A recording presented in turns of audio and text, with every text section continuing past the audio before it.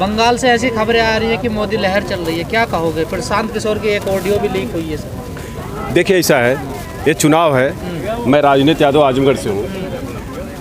लोग कोई भविष्यवक्ता तो है नहीं कि जो कह दे कि उनकी लहर चल रही है, इनकी लहर। अब तो काउंटिंग हो जाएगी, क्लियर हो जाएगा किसकी जीत है। लेकिन वहाँ किसान मजबूती के साथ बीजेपी के खिलाफ में प्रचार किया है।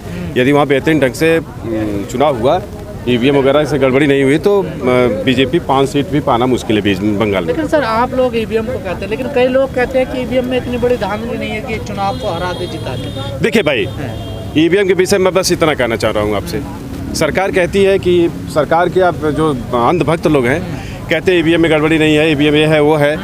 तो हम लोग कहते हैं कि आखिर बैलेट पेपर से चुनाव कराने में तुम्हें क्या जा रहा है? 1 मिनट सर। तो ये कहते हैं कि बैलेट पेपर से अगर चुनाव होगा तो गिनती में, काउंटिंग में 2 से 3 दिन लग जाते हैं, 2 दिन लग जाते हैं। पूरे भारतवर्ष में नहीं, पूरे विश्व में सबसे बड़ा पंचायत चुनाव उत्तर प्रदेश का होता है। और पंचायत चुनाव में 4 बैलेट पेपर होते हैं सर। ग्राम पंचायत का, प्रधान का, मेंबर का, बीडीसी का, जिला पंचायत का 4 बैलेट पेपर होते हैं। चारों एक बक्से में पढ़ते हैं। अब पढ़ने के बाद चारों की काउंटिंग जब होती है तो अलग अलग छांटा जाता है, अलग अलग सिग्नेचर होती है, वार्ड वाइज गिनती होती है, 2 दिन में क्लियर हो जाता है। तो आखिर विधानसभा, लोकसभा में तो 1 सीट, 1 बैलेट पेपर होता है, एक ही बैलेट पेपर पड़ता है, उसको काउंटिंग छांट करके अगर आप बैलेट पेपर चुनाव करा दे तो क्या दिक्कत है? पारदर्शिता होनी चाहिए ना। कई लोग कह रहे हैं कि कागज की बहुत बड़ी कमी पड़ रही है मेरे देश में। मेरे भाई बताओ, एक बजट में 1 लाख करोड़ का बजट हमारे होता है। इतनी बड़ी देश का भविष्य का निर्माण होने जाता है, कागज से हम मार खा जाते हैं। कागज हम नहीं छपा पाएंगे। कागज तो हमारे पास इतना पर्याप्त है कि रोज छापते रहो। इस बार तो बजट भी डिजिटल आया सर, टैब में आया। देखिए, डिजिटल इंडिया करते करते तो हमारा देश चौपट हो गया। अब ये मोदी जी कहते थे जिस समय नोटबंदी की, रोज कहते थे कि हमारा देश कैशलेस हो जाएगा। हो गया क्या कैशलेस? सर इस आंदोलन में आप भी लगातार आ रहे हैं जी। आंदोलन किस दिशा में जा रहा है, क्या लग देखिए, रहा है? हाँ, मेरा कहने का मकसद है कि आप बंगाल के चुनाव से इस आंदोलन से न जोड़ें, क्योंकि चुनाव में जो होगा, पहले तो आप ही जोड़ लें। आपने नाक का सवाल बनाया, हमने बस ये जोड़ा कि वहाँ पर किसी के साथ अगर अन्याय हो रहा है, जास्ती हो रही है, तो हमारा फर्ज बनता है कि वहाँ पर हम उसको न्याय दिलाएं। लेकिन अब आप जो है कि आइए मेन टॉपिक पर, किसान आंदोलन से संबंध में। देखिए, हमारा किसान आंदोलन तो जीत चुका है। इसलिए जीत चुका है, मैं बता दूं आपसे, जिस प्रकार से कुछ बड़े डॉक्टर होते हैं, कुछ डॉक्टर होते हैं ना, जो बड़े बड़े डॉक्टर, मैं सभी डॉक्टरों से नहीं कह रहा हूँ, जो साथी टाइप के डॉक्टर होते हैं, वो कुछ मरीजों को अपने ले जा करके आईसीयू में डाल देते हैं और लोगों से बोलते हैं कि अरे भाई चलो भाई, मेडिकल बुलेटिन जारी होने वाली है, सांस चल रही। सीधे साधे पेशेंट बेचारे रहते हैं, 8-8 दिन मेरे भाई मरी हुई लाश को ये लोग रख करके पैसा लेते रहते हैं। लेकिन उनको तो डेथ सर्टिफिकेट, जिंदा तो करने दे, डेथ सर्टिफिकेट देना ही पड़ता है। तो हम लोग, मेरे भाई सुन लीजिए कान खोल के, हम लोग इस अंधे कानून को, ये भी साइलों में चला गया, कृषि कानून भी साइलों में, आईसीयू में चला गया है। अब हम लोग इसकी डेथ सर्टिफिकेट लेने के लिए बैठे हैं। सरकार सोच रही है कि हम देंगे ये डेथ सर्टिफिकेट, लेकिन हम लोग इसके बिना डेथ सर्टिफिकेट लिए, सर ये आपकी कहीं भूल तो नहीं है? हम बिना डेथ सर्टिफिकेट लिए, बिना उसको यहाँ जलाए यहाँ से जाएंगे नहीं, उसकी तेरही बरी करके जाएंगे, अंतिम संस्कार करके जाएंगे। जो भूल की बात कह रहे हैं, सरकार इस भूल में न रहे कि किसान ऐसे ही चले जाएंगे, कोरोना की बीमारी ये सब बहाना करके चले जाएंगे। यहाँ पर उनका ये सब फंडा नहीं चलेगा। मैं तो लग रहा है किसान ही हल्के में ले रहे हैं सरकार। देखिए, सरकार हल्के में हमें ना ले। अभी कल केएमपी रोड हम लोगों ने जाम कर रख दिया था।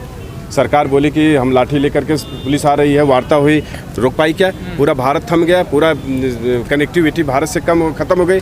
तो हमारे किसान नेता अभी संयम से काम ले रहे हैं। पहली बार केएमपी जाम थोड़ा करा, तुम तो हर बार कर लो, कभी भी जब मन आवे तब चले जाओ करने। तो हमारे किसान नेता यहाँ बैठे हुए हैं, उनके आदेश का इंतजार हो रहा है। अगर जिस दिन किसान नेताओं का आदेश हुआ, उस दिन हम संसद भवन को भी घेर लेंगे और मोदी का वहाँ से निकलना मुश्किल हो जाएगा। तो दिया आप लोगों ने? हाँ, कॉल दे दी है, तो आगे देखिए, अब संसद भवन को हम लोग चलेंगे। 26 तारीख को नहीं, हमारी जनता, यहाँ हमारे ट्रैक्टर लेके हम जा रहे थे। आप जानते हैं, हम तो सरकार से बोले भाई हमको जंतर मंतर या रामलीला मैदान दे दो। सुप्रीम कोर्ट की का फैसला है कि कोई भी अगर सरकार जनता के खिलाफ फैसला करती है या कोई ऐसा गैर कानून जो जनता के पक्ष में नहीं बनता है, तो आप जो है कि अपना प्रोटेस्ट चाहे जा कर के रामलीला मैदान में करो, जंतर मंतर। हम अपने ट्रैक्टर ट्रालियों के साथ देखे, जितने भी लगी, हम रामलीला मैदान जा रहे थे।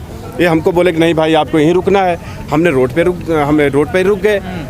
लेकिन जानते हैं, पैदल और पानी को मनुष्य को, रास्ता को और पानी को आज तक किसी माइक लाल ताकत नहीं कि रोक लिया है। हम पैदल अभी मार्च होगा, हम पैदल आ रही सर, बड़े बड़े डैम बन जाते हैं, पानी का किसी भी दिशा में मोड़ देते हैं। तो पानी का डैम बनता है, लेकिन ये बात है नदी अरे पानी जब सुनामी लहर आती है तो एम डैम सब फैल हो जाते हैं, सुनामी आती है सबको उलाटती चली जाती है। आप कैसी बात, ये सुनामी लहर है। जिस दिन अभी किसान मोर्चा का एक आदेश हुआ, सुनामी चल जाएगी संसद में और उनको बाहर निकाल देगी, उनका निकलना मुश्किल। समय नहीं हुआ आदेश का। भाई हम लोग संयम से काम ले रहे हैं, सरकार के समझा रहे हैं कि लोकतांत्रिक प्रक्रिया हमारी है, हम लोकतांत्रिक प्रक्रिया के तहत अपनी बात के लिए बैठे हुए हैं। हम अपनी रोटी को, मजदूरों की, किसानों की रोटी को हम साइलों में इनके बंद नहीं होने देंगे। साइलो बन गया है, अभी जाएंगे आप।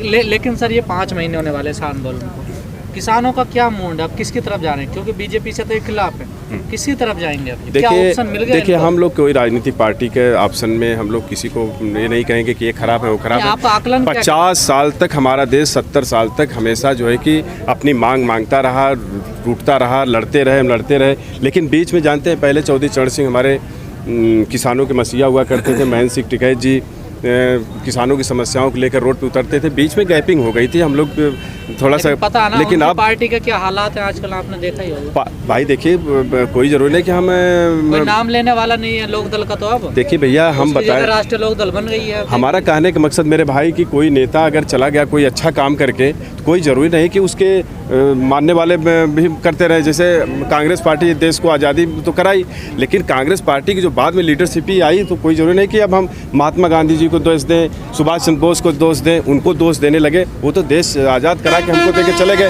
अब आने वाली लीडरशिप ही कैसा काम करे, जनता उसका रिजल्ट देती है। मेरा मतलब ये सर, ऑप्शन मिल गया अब आप लोगों को या नहीं मिला? किस चीज़ का ऑप्शन?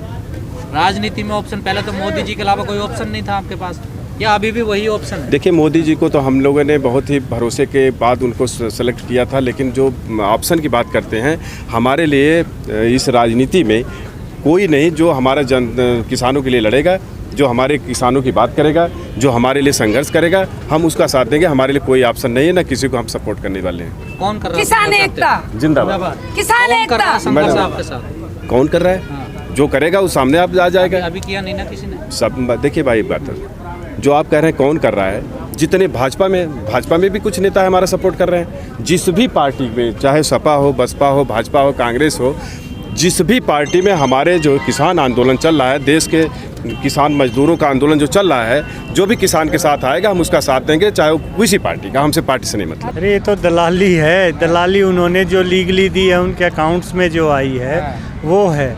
असली जो मेन जहाँ पीएमओ ऑफिस से जहाँ हुआ है, तो उनका तो अभी आया ही नहीं है कि वहाँ कितना और क्या पहुँचा है। अभी तो बहुत सी जांचें बाकी हैं।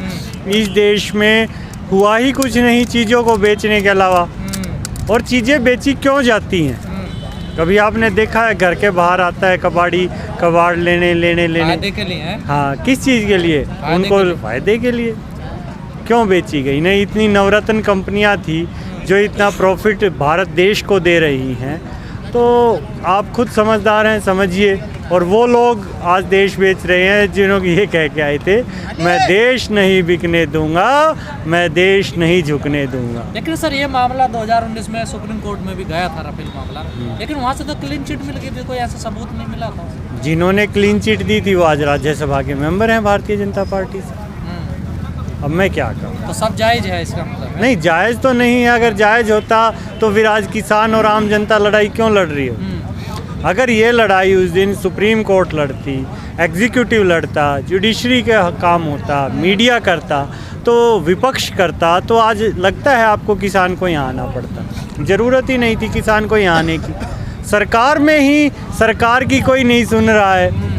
सिर्फ 2 व्यक्तियों का होल्ड है इस देश पे अभी। ठीक है? क्या सर जांच एजेंसियों पे कंट्रोल है सरकार का? पूरा है, पूरा चल रहा है। नहीं तो ऐसा क्या जो सरकार के खिलाफ बोले उसके ऊपर आप ईडी, सीबीआई और ये कर दो। लोग तो यहाँ तक भी जोड़ रहे हैं कि जो सीबीआई के डायरेक्टर थे आलोक, उनको भी इसी वजह से हटाया गया। अब जो लोग बोलेंगे इनके सरकार के खिलाफ नहीं, जो इन 2 व्यक्तियों के खिलाफ बोलेंगे उनको हटा दिया जाएगा।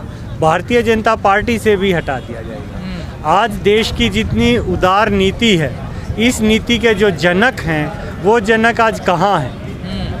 आपको बता दें 89 में यशवंत सिन्हा जी ने देश में इकोनॉमिक पॉलिसीज़ को ओपन किया था, और वही as it is budget Manmohan Singh ने लागू किया था 91 में। जब मनमोहन सिंह फाइनेंस मिनिस्टर थे, तो उससे देश इतना आगे बढ़ा, इतनी तरक्की की। आज वो यशवंत सिन्हा कहाँ हैं? जो हाँ, टीएमसी में जो बीजेपी गवर्नमेंट में जो शास्त्री जी थे, जो कृषि मंत्री थे, वो कहाँ हैं? वो कितना फ़ायदा गिना रहे हैं कृषि कानूनों का।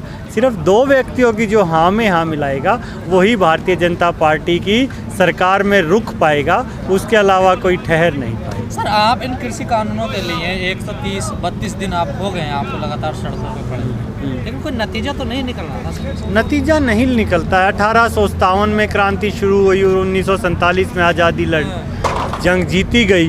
कितनी शहादतें हुई। इस आंदोलन के दौर में ही भगत सिंह पैदा हुए और आज़ादी से पहले ही वो शहीद भी हो गए।